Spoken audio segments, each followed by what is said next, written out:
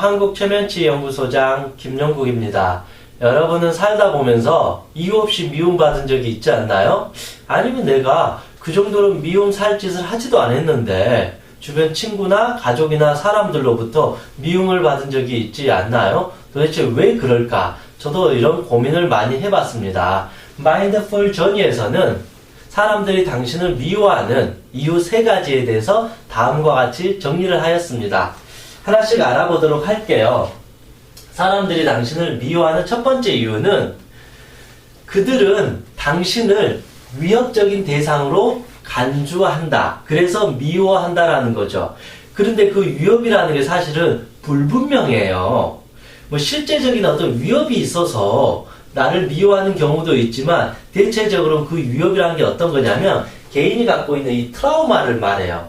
예를 들면 내가 어린 시절에 왕따를 당했어요. 그래서 이 왕따 당한 거에 대한 트라우마가 있을 거잖아요. 근데 나중에 누군가를 만났는데 너 어릴 때 왕따 아니었어? 그런 식으로 나를 왠지 무시한 듯한 말을 했을 때 이 사람은 엄청난 그 분노가 일어난다는 거죠. 그러면서 저 사람을 좋아할까요? 싫어할까요? 극도로 미워하고 혐오스럽게 생각한다. 저 사람이 나의 어떤 상처를 끄집어내서 나를 무시하고 위협한다고 생각하니까 나는 저 사람을 미워하게 된다라는 것이죠.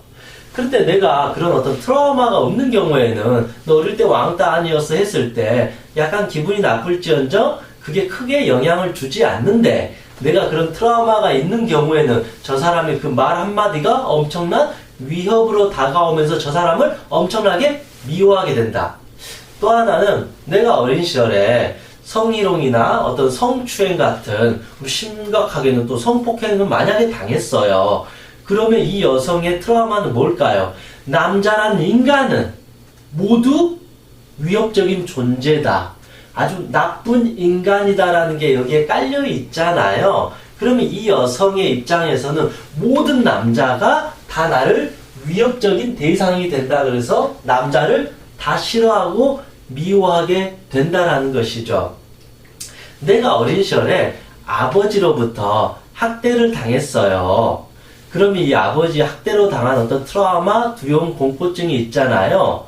그러다 보니까 다음에 세상을 살아갈 때 있어서 아버지와 비슷한 외모나 목소리나 그 어떤 톤이 있을 경우에 그 사람을 좋아할까요? 싫어할까요?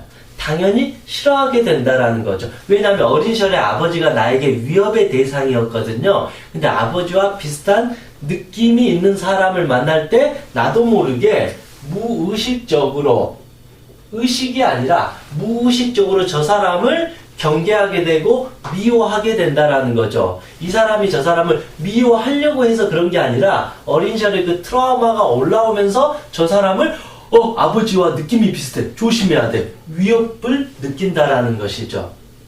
그래서 즉 결국은 내 마음속에 어떤 트라우마로 인해서 상대방을 위협적인 대상으로 간주하면서 미워하게 된다. 물론 그 사람이 미운 짓을 해서 미워하는 경우도 있겠지만 실제로는 내 주관적인, 내 개인적인 어떤 감정이나 이 트라우마의 문제가 저 사람을 위협적인 존재로 만들어버리는 원인이 된다라는 것입니다. 결국 자기의 문제가 해결되지 않아서 그로 인해서 또 너무 확대 해석을 하면서 저 사람을 위협적인 존재로 간주하게 되면서 저 사람을 미워하게 된다라는 것입니다. 그리고 두 번째는 그들 자신은 자기 자신을 미워한다. 이런 말입니다. 그래서 그 사람은 자기 자신을 미워해요. 하물며 자기 자신도 미워한 사람이 다른 사람을 좋아할 수 있을까요? 아니에요. 자기 자신을 기본적으로 미워한 사람은 다른 사람을 미워할 수밖에 없다. 당연한 거잖아요. 나조차도 미워하는데 다른 사람을 좋아한다라는 것은 아주 어렵고 불가능하다라는 거죠. 그래서 누군가가 나를 엄청나게 미워하는 두 번째 이유는 자기 자신을 미워하기 때문에 그냥 나를 미워할 뿐이다. 내가 엄청나게 미운 짓을 해서 미워한 것도 있겠지만 의외로 자기 자신을 미워하니까 그 미운 마음이 나에게 심리적으로 투사가 된 거다. 내가 나를 미워하니까 이 미운 마음이 저 사람한테 그대로 들러붙어서 똑같이 미운 사람으로 간주해버리면서 이유 없이 저 사람을 미워하게 된다. 내 마음이 어두워지면, 마음의 렌즈가 어두워지면 이 렌즈로 본 세상은 밝은 세상일까요? 어두운 세상일까요? 내가 내 자신을 미움이라는 렌즈로 이렇게 바라보게 되면 이 미움의 렌즈는 모든 인간을 너 미워, 너도 미워, 너도 미워, 넌 더 미워, 이런 식으로 미움으로 바라볼 수밖에 없다라는 것입니다. 마지막으로 세 번째 이유는 그들은 당신이 되고 싶어 한다. 이건 어떤 의미일까요? 저 사람들은 내가 부럽다라는 것입니다.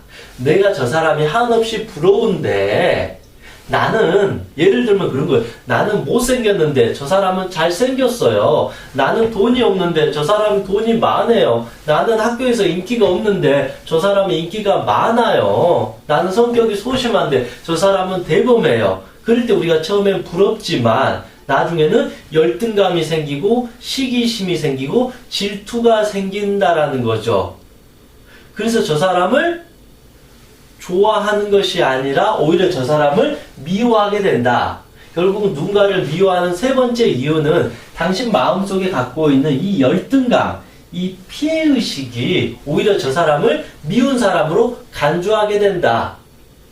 그런 거죠. 저 사람이 공부를 아주 잘했는데 나는 미워하니까 이렇게 해석을 하는 거죠. 저 친구는 공부를 잘한 게 아니고 돈 많은 부모 잘 만나서 공부 저렇게 잘한 거야. 저 여성이 인기가 아주 좋아요. 얼굴도 예쁘고, 저 여성은 얼굴이 예쁜 게 아니라 다 수술해가지고, 성형수술해가지고, 다 화장빨이야. 그런 식으로 저 사람을 미워하고 폄하한다라는 것입니다. 그래서 결국은 내 마음속에 이런 열등감이나 이 피해의식이 갖고 있으니까 저 사람의 저것이 너무 부러운 나머지 밉다라는 것이죠. 그래서 유독 저 사람을 미워하지 않아도 되는데 내가 상대적으로 저 사람하고 비교해서 부족하니까 저 사람을 자꾸 깎아 내려가야 돼요. 미운 존재로 만들어야 돼요. 그래야지 내가 올라가니까. 그러니까 저 사람이 이렇게 높고 난 낮잖아요. 그러면 내가 이게 너무 불만족스럽고 화가 나고 속상하잖아요. 그래서 저 사람을 최대한 밉게 만들어야 돼. 이렇게 끌어내려야지. 그래야지 내가 상대적으로 이게 올라간다. 그래서 결국은 내 안에 이 열등감이나 이 피해의식이 갖고 있는 사람일 경우에는 사람들을 더 미워하게 된다라는 것입니다. 다음에 세 가지를 보면 여러분은 어떤 생각이 드시나요? 누군가가 나를 미워하는 이유? 내가 그리고 누군가를 미워하는 이유는 생각보다 저 사람이 정말 미운 짓을 해서 미워지는 것이 아니라 그는 그 일부일 뿐이고 대부분 우리가 저 사람을 미워하는 이유는 내 마음속에 어떤 트라우마가 아직 치유되지 않아서 저 사람을 위협적인 존재로 간주하기 때문에 편안하게 받아들일 수가 없기 때문에 미워하게 된다는 거죠.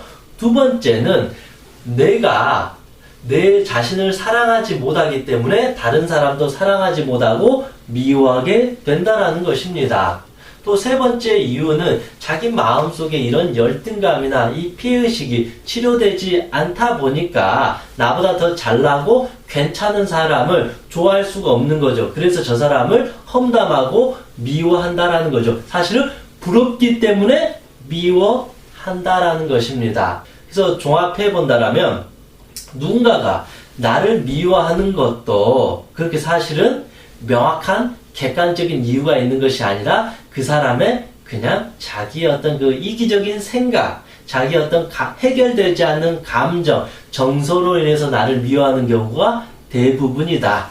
그리고 내가 또 누군가를 미워하는 이유도 똑같다라는 것이죠. 특별히 저 사람이 진짜 미워서 그런 게 아니라 자기 마음속의 문제가 해결되지 않음으로써 저 사람을 미워하는 경우가 사실은 대부분이다. 그래서 우리가 너무 저 사람들을 미워할 때 정말로 합당한 이유를 갖고 미워하는지도 점검해 봐야 될 것입니다. 또 하나는 누군가가 나를 미워할 때 우리는 그렇게 심각할 정도로 이제는 상처받을 필요가 없다.